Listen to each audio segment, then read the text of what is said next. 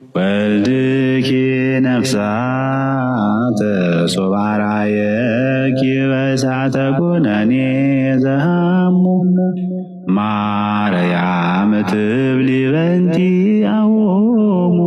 ቆይ እባክህ በመንፈስ ጎንደር ጎጃም ልግባ። ጉዳዩ መንፈሳዊ ነው። ሰሜንን አሁን አስለቀቃል። በሰሜን ክልል ላይ የሚሰራ አጋንንት ረጋግጠዋል። ዘንዶን ረጋግጠዋል። መተቱን አፈራርሷል። ደም አፋሳሹን ወገዋለሁ፣ አቃጥለዋለሁ።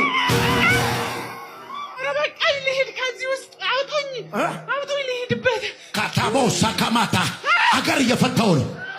ከተማ እየፈታው ነው። በዛ ከተማ በዛ ክልል ላይ ያለ የደብታ የጥንቆላ የአስማት አሰራር ላይ ከጀፔስ ከቦሌ እሳት ልካል። መድገም አይጠበቅብኝም። የተናገረውን ነገር እንግዲህ በሙሉ ሰምታችኋል። በጣም የሚያሳዝነው ነገር በክልል ደረጃ ነው። አሁን ደግሞ እንግዲህ ነቀፌታው ያው እዛ አካባቢ ላይ ያው ኦርቶዶክስ ይበዛል እንደሚታወቀው። ደብተራ ብሎ የሚገልጹት ማንን እንደሆነ ሁላችንም እናውቃለን። ዘንዶ ብሎ የሚገልጸው እንግዲህ ማንን እንደሆነ እናውቃለን። በጣም ነው እኮ የሚገርመው። አንድ ሰው በመንፈስ ተይዞ ከዛ አካባቢ ቢመጣ ያንን የአካባቢ ሰሜን ክልል ብሎ ጠቅሶ አካባቢው ላይ ያለው ዘንዶ በጣም ብዙ ሚሊዮን ሕዝብ የሚኖርበት ቦታ እኮ ነው። ሰዎችን ባሉበት አካባቢ በሚኖሩበት አካባቢ ላይ እዛ ቦታ ላይ ዘንዶ አለ፣ ደብተራው እንደዚህ ነው። በጣም ብዙ ክርስቲያኖች ስለሚበዙ እነሱን አታክ ማድረግ በጣም የሚያሳዝን ነው። ሰዎች የፈለጉትን ነገር መናገር ይችላሉ። በዚህ ጊዜ የፈለጉትን ነገር ይናገራሉ። ማንም ይናገራቸው የለም። እኛ ግን እንደዛ ነው። እነሱ ውሸት ይዘው ካላፈሩ አንተ እውነት ይዘህ ምን ትሰራለህ? አንቺ እውነት ይዘሽ ምን ትሰራለሽ? እነሱ እኮ አያፍሩ። ፊክሽን እያነበቡ ስለኖርኩበት ስለማውቀው ማለት ምን እንደሚያምኑ እንኳን አያውቁም። ወዴት እየሄዱ እንዳሉ እንኳን አያውቁም። ኧረ ወኔው ይምጣብን። በመስሪያ ቤት አንዳንድ ሰዎች ኢየሱስን ማመናችንን ሁሉ አያውቁም። መስክሩሽ። ለምንድን ነው የምትኖሩት? ለምንድን ነው የምንኖረው? በልቶ ለመሞት እንደ በሬ ይላል አንዱ። እንደ በሬ የሆነ ህይወት በኢየሱስ ስም ይወጋ። ሄዶ ሳር ይግጣል፣ ውሃ ይጠጣል፣ ይተኛል። ሚኒንግለስ ላይፍ፣ ሚኒንግ የሌለው ህይወት። አረ ኢየሱስን በህይወትሽ አክብሪው። አረ ኢየሱስን በህይወት አክብረው። አንግሰው። እድርህ ላይ፣ ሱቅህ ላይ፣ ቤትህ ላይ፣ ንግድህ ላይ፣ ሬስቶራንት ላይ፣ ካፌህ ላይ፣ ያንተ የሆነው ነገር ላይ ኢየሱስ ይንገስ። ደግሞ ከፍ ትላለህ እንጂ አከብርም። ወደቅን እንደኛ ሰራዊት ቢነሳብህ እግዚአብሔር ካንተ ጋር ከሆነ ማንም ሰው አይችልም። ለምን ሰራዊት አይነሳም? ለምን ጦር አይነሳም? ለምን መንግስት አይነሳም? ኢየሱስ ጌታ ነው። እግዚአብሔር የሰጠህን ጸጋ በአግባቡ ካልተጠቀምክ ከዚህ እንደምወድ ጌታ ታውቃለህ፣ ወደዚህ ትወርዳለህ። መሬቤሌቤ ካታርባሸለበጌ ከመንፈስ ቅዱስ ስጦታዎች አንዱ በልሳን ወይም በአዲስ ቋንቋ መናገር ነው። ታዲያ እነዚህ ሰዎች የሚናገሩት የራሳቸው የፈጠራ ቋንቋ ወይስ የመንፈስ ቅዱስ ስጦታ? ሺታክ ኢምሃርስ ሪባታላላቦሽ ኡሪሂቢጋ ኡርሂጋ ኡርሂጋ ኡርሂ ኪማሽ ሺጋታር ባጋላ ሪማታል ባጋላ ቲራባ ሼላ ጋታራ ላባሽ ኤርባ ጋላቦሽ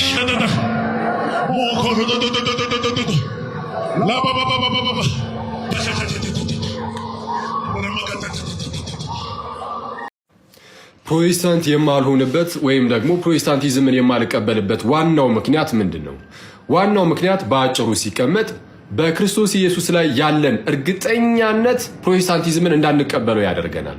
ይህ ማለት ምን ማለት እንደሆነ በደንብ አድርጌ ላስረዳችሁ። በደንብ አድርጋችሁ ተከታተሉ። ጌታ ኢየሱስ ሲናገር እንደዚህ አለ በማቴዎስ ወንጌል ምዕራፍ 28 ቁጥር 19 ላይ እንግዲህ ሂዱ አሕዛብን ሁሉ በአብ በወልድና በመንፈስ ቅዱስም እያጠመቃችኋቸው ደቀ መዛሙርት አድርጓቸው፣ ያዘዝኳችሁንም ሁሉ እንዲጠብቁ እያስተማራችኋቸው እነሆ እኔ እስከ ዓለም ፍጻሜ ድረስ ሁልጊዜ ከእናንተ ጋር ነኝ አለ ጌታ ኢየሱስ። ለሐዋርያቱ የሰጣቸው ሁለት ተልእኮ አለ እዚህ ጋር እንደምናየው ምንና ምን? ማጥመቅ ፕላስ ደግሞ ማስተማር።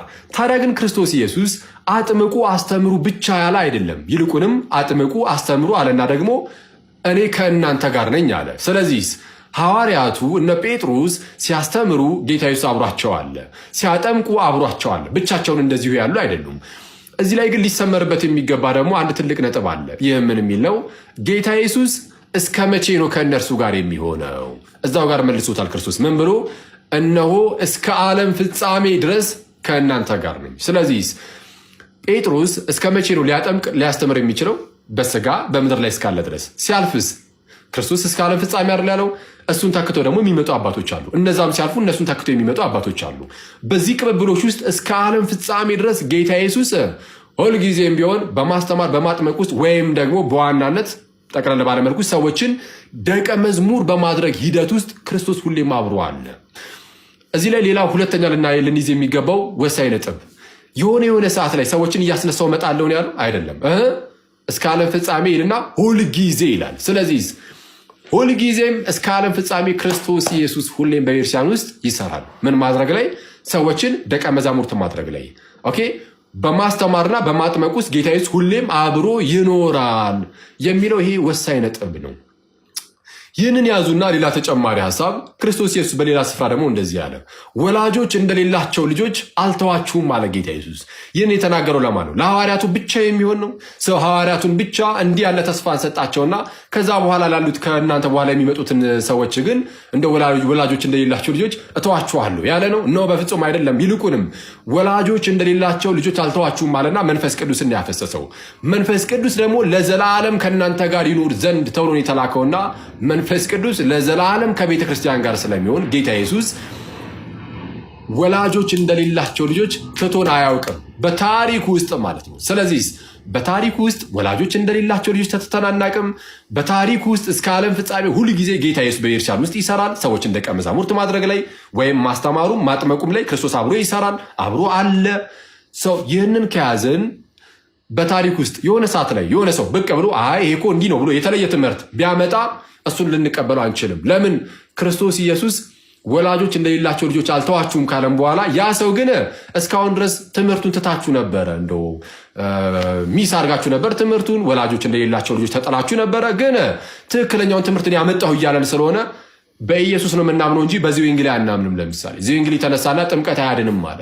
ጥምቀት አያድንም ብሎ ያስተማረ ሰው የለም ከእርሱ በፊት። እሱ የመጀመሪያው ሰው እና አሁን ላይ ያሉ ጴንጤዎች ኦኬ እዚህ ወንጌልን ከምናምነው ይልቅ ኢየሱስን እናምናለን። ስለዚህ በክርስቶስ ኢየሱስ ላይ ያለን እርግጠኛነት በታሪክ ውስጥ እንደ እንግዳ ብድግ ብሎ ብቻ ይሄ ነው ትክክል የሚመጣውን ሁሉ ትምህርቶች እንዳንቀበል ያደርገናል። ፕሮቴስታንቲዝምን ብቻ አይደለም እስልምናንም ሌሎችንም ኦኬ የሆነ ሰዓት ላይ ብቅ ያሉ ካሉ ጌታ ኢየሱስ እስከ ዓለም ፍጻሜ ሁልጊዜ ከእናንተ ጋር ነኝ ብሎ ቃል ስለገባ ቃሉን ደግሞ እንደሚፈጽም እርግጠኞች ሆንንና ኦኬ በኢየሱስ በዛ ደረጃ እርግጠኛ ሆንንና ፕሮቴስታንቲዝምን እንዳንቀበል ሆንን። ኦኬ ፕሮቴስታንት የማልሆንበት ዋናው ምክንያት በጌታ ኢየሱስ ላይ ያለኝ እርግጠኛነት ነው። ይቆያል። በኢትዮጵያ ኦርቶዶክስ ቤተክርስቲያን የተወሰኑ ወጣቶች እነ ፈለገ፣ አኪለ፣ ጋዲሳ፣ ተመስገን፣ ልደት እኔ ማላቃችሁ ሰዎች እነ ኢዮብ ምናምን የምትባሉ ልጆች የኢትዮጵያ ኦርቶዶክስ ቤተክርስቲያን አማኞች መጽሐፍ ቅዱስን እንዲያነቡ በደንብ አድርጋችሁ ተጽዕኖ አድርጋችኋል። መጽሐፍ ቅዱስ እንዲነበብ ኦርቶዶክሳውያን መጽሐፍ ቅዱስን በደንብ እንዲያነቡ፣ ቀድሞ አያነቡም ማለት አይደለም ያማ። አሁን ግን ወጣቱ መጽሐፍ ቅዱስን እንዲያነብ ከዛ ደግሞ የወደደውን እንዲመርጥ አሳይታችኋል፣ መንገድ ሆናችኋል። በፊት በዚህ በሶሻል ሚዲያ ኦርቶዶክስ ነኝ ና በመጽሐፍ ቅዱስ እንወያይ የሚል ማንም አልነበረም። እናንተ መጣችሁ ይህንን ፈጥራችኋል፣ ይህን ትውልድ ፈጥራችኋል። ይሄ በጣም ሊያስደንቃችሁ ሊያስመሰግናችሁ የሚገባ ጉዳይ ነው። በዚህ በጣም ቴንኪዩ። አትሊስት በመጽሐፍ ቅዱስ የምወያየው ሰው አለኝ ኦርቶዶክሳዊ። የራሴንም ማንነት በአግባቡ እንዳጠና እንዳነባ ያደርገኛል። ስለዚህ ከመበሻሸቅ ወጥታችሁ ከአጉል እንቶፈንቶና ከአጉል ስድድብ ወጥቶ ሌላው የሚጠቀምበትን ህይወቱን እንዲመርጥ፣ ህይወት የምርጫ ናት። የሞት አለ የህይወት አለ። ሰው እንዲመርጥ ማድረግ ነው። ቁጭ ብሎ መነጋገር በጣም ትልቅ ነገር ነው። ስለዚህ ኦርቶዶክሳውያን እንደ ቀላል እንዳታዩቸው። እነዚህ ልጆች ለእናንተ እንቁዎች ናቸው፣ የሚጠቅሟችሁ ናቸው፣ ያግዟቸዋል። በቤተ ክርስቲያናችሁ ፕሮቴክት ልታረጓቸው የሚገቡ ልጆች ናቸው። በጣም ጠብቋቸው። እነዚህ እንደ ቅርስ የሚታዩ ልጆች ናቸው። በቃ እነዚህ ተንቀሳቃሽ ቅርሶች ናቸው። እነዚህ ልጆች በቲክቶክ የመጡ በየትኛውም ጉዳይ መጥተው በሙላት ኢየሱስ በኢትዮጵያ ኦርቶዶክስ ቤተክርስቲያን ማን ነው ምንድን ነው የሚለው መጥተው ይነጋገራሉ። የሚናገሩት ነገር ልክ ይሁን ልክ አይሁን ጳውሎስ ከእውቀት ከፍዬ አውቃለሁ ነው የሚለው። የልጅነትን ልጅ ነበርኩ አለ። አሁን ደግሞ የልጅነትን ጸባይ ሽር ያለዋል። ማንም ተጠቅጥቆ እንደ ጆንያ ተጠቅጥቆ በእውቀት የመጣ የለም። ሁሉም አንብቦ እግዚአብሔር በረዳው መንፈስ ቅዱስ ባገዘው ልክና መጠን ነው የሚሄደው። እስቲ ይህንን ግለሰብ ያው ቀለመወርቅን ታውቁታላችሁ፣ እንደለመደብን እናስተምረው። አካውንታችንም ትንሽ ስለተመታብን ደግሞ ኮፒ ሊንክ ሪፖስት አድርጉ። እሱንም ደግሞ እዚህ ቪዲዮ ላይ ሜንሽን እንድታደርጉ ትፈልጋለሁ። እስቲ የሚለውን ነገር ሰምተን እንመለስ። የእናንተ ሉተር ነው የመሰረተው ማለት ብቻ አይደለም። የእናንተም በዲዮስቆሮስ ነው የተመሰረተው በ1054 ላይ አለቅ አይደለ። ከተናገረው ነገር 3 መሰረታዊ ስህተቶችን እናወጣለን። አንደኛው የመጀመሪያውን ብሎ ተናገረ። የእናንተም ቤተክርስቲያን ዲዮስቆሮስ ነው የመሰረተው በ1054 ዓመተ ምህረት ብሎ ተናገረ። እማማ ዝናሽ እንዳሉ አልተማርኩም ብለን እንመለስበታለን። ለምን ከተባለ አንደኛ ዲዮስቆሮስ 1054 ዓመተ ምህረት ላይ በዛ ጊዜ አልነበር። ኦኬ። ሁለተኛ በ1054 ዓመተ ምህረት ኢስተርን ኦርቶዶክሶችና ካቶሊኮች የተለያዩበት ጊዜ ነው። ኦሪየንታል ቤተክርስቲያን ወይም ደግሞ የጌታ ቤተክርስቲያን ኦኬ በቀልኪዶን ጉባኤ የተወሰነውን ጉባኤ ውሳኔ አልቀበልም ብላ ትክክለኛውን ትምህርት ይዛ የቀጠለችው በ451 ዓመተ ምህረት ላይ ነው። ኦኬ 3 ትላልቅ ስህተቶችን ዲዮስቆሮስን 1054 ዓመተ ምህረት ላይ ወስደ እንዴት ይሆናል? ቀልኪዶን ጉባኤ የተካሄደበትን ጊዜ እንኳን የማታውቅ ሰው እንዴት እናስብ? እንዴት አድርገን ያስገባብን ያሉት እና ያሳዝናል። ይሄንን ቪዲዮ መስራት የፈለኩበት ዋናው ዓላማ ምንድነው ከተባለ ጋይስ አንድ ነገር ለማጥራት ነው። አንደኛ ኦርቶዶክስ ቤተክርስቲያን በ451 ዓመተ ምህረት የሚለው ይሄ እንደው ዝም ብሎ ተረት አለ፣ ቅዠት አለ። ከዛ በፊት እነ ቅዱስ ቄርሎስ ነበሩ እና አባ አንጦንስ ሁሉም ኦኬ ብዙ አባቶችን መጥቀስ ይቻላል። ሁሉም ነበር ኦርቶዶክስ ነበሩ። ኦርቶዶክስ ማለት ቀጥተኛው መንገድ ማለት ምንም ሌላ ትርጉም የለውም። ሁለተኛ ቤተክርስቲያን ውስጥ ዲያቆን ነበርኩ፣ አሁን እንግዲህ ቀኑ ሙሉ ቤቱን ከፍቶ እኔ ዲያቆን ነበርኩ እንዲያገለግል ነበር እንዲያል ነበር የሚሉ ሰዎች ይሄን ማይነር የሆነ ኤሌመንተሪ ኮንሰፕት እንኳን አያውቁ። ማይነር የሆነ ነገር ኦኬ። በጉባኤያት ደረጃ አንድ ፋክት የተናገርከው ነገር አፕሪሺየት ማድረግልህ ነገር ምንድነው ከተባለ ፕሮቴስታንቲዝም ሉተር ነው የመሰረተው። ኦፍ ኮርስ ሰው ነው የመሰረተው። ኦኬ ኦርቶዶክስ ቤተክርስቲያን ግን የጌታ ቤተክርስቲያን ናት። በዚህ ዓመተ ምህረት ጀመረች የሚባል ነገር የለም። ኦኬ ቅዱስ ዲዮስቆሮስ ከቅዱስ ቄርሎስ ቀጥሎ የነበረ የአሌክሳንድሪያ ቤተክርስቲያን ፓትሪያርክ ነው። በቃ ዛሲት ምንም አዲስ የጀመረው ነገር የለም። እሱም የአባቶቹን ትምህርት ነው ያስቀጠለው። ስለዚህ እንድትማር ሪኮመንድ እናደርጋለን። ሰላም ክርስቶስ ከኔም ከእናንተው ጋር ሽቅ እንውጣና በጋራ ኦርቶዶክሳዊት ቤተክርስቲያንን ለማወቅ ጥረት አድርጉ። ባለፈው ትዝ ይላችኋል ሲያስተዋውቀን የነበረው ደምረው መጽሐፍ ምን የሚል ነበር ያስተዋወቀን? መድሎተ ጽድቅን ቅጽ 1 ቅጽ 2 ቅጽ 3 ከቻላችሁ ሃርድ ኮፒውን ግዙ። ልደተ ቃልም እያደለ ሲያየው አይቼ ነበረ። ያ ካልቻላችሁ እንኳን ቢያንስ በውጭ ሀገር ያላችሁ ሃርድ ኮፒ ማግኘት ያቃታችሁ ሶፍት ኮፒ እኮ አለ እኮ መድሎተ ጽድቅ ቅጽ 1 አለ፣ ቅጽ 2 አለ። የሚገርማችሁ ቅጽ 3 ላይማ 5ቱ ሶላዎች እንዴት አድርጎ ያደርጋል አበጋዝ ብትንትን አድርጎ ከነ ምንጩ ከነ ትምህርታቸው ስተት የስተቱ ደግሞ በመጽሐፍ ቅዱስ እንዴት ስተት እንደሆነ በአበው ትምህርት አድርጎ እንዴት ዱጋመድ አድርጎ እንዳቀረው ብታዩት ትምህርት ታገኙበታላችሁ። ከማንበብ ጀምሩ፣ ከማወቅ ጀምሩ፣ በእውቀት ሞግቱ። እንዲህ ማድረግ ብንችል ሰው ማለት እንችላለን።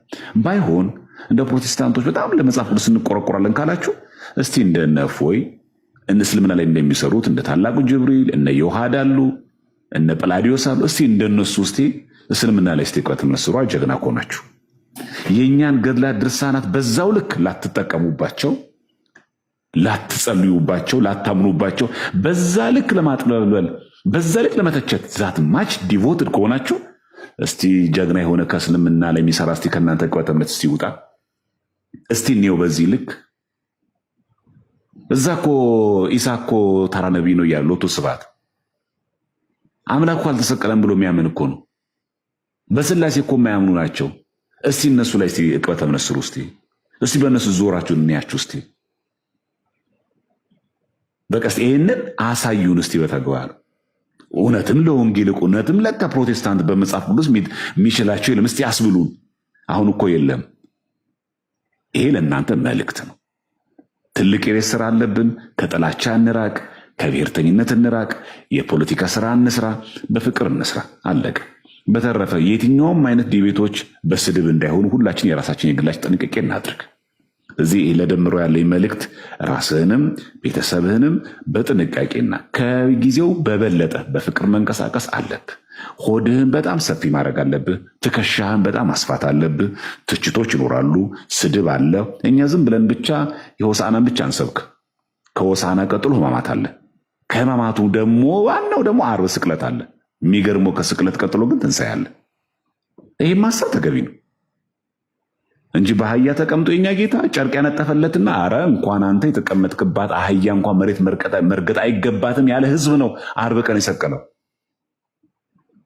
በቃ አለቀ። ይሄ ነው። ስለዚህ ጭብጨባ አለ፣ ወጣ ገባ አለው፣ ጉጻ አለው፣ ውጣ ውረድ አለው። ይሄ ሁሉ መቀበል ተገቢ ነው። ይኸውላችሁ ነው። ይሄም አስተላልፎ ለደምሮ ብቻ አይደለም።